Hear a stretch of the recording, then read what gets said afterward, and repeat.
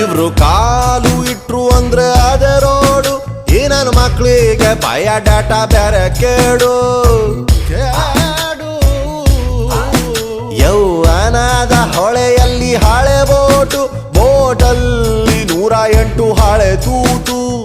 ಬೆಳಗಾಗೆದ್ದು ಬೆಟ್ಟಕ್ಕೆ ಹರಿದಾರ ಗಟ್ಟಿ ಎಳೆದವ್ರೆ, ಓಡುತ್ತಿದ್ದ ಕಾಲಕ್ಕೆ ಕಾಲು ಅಡ್ಡ ಇಟ್ಟವ್ರೆ.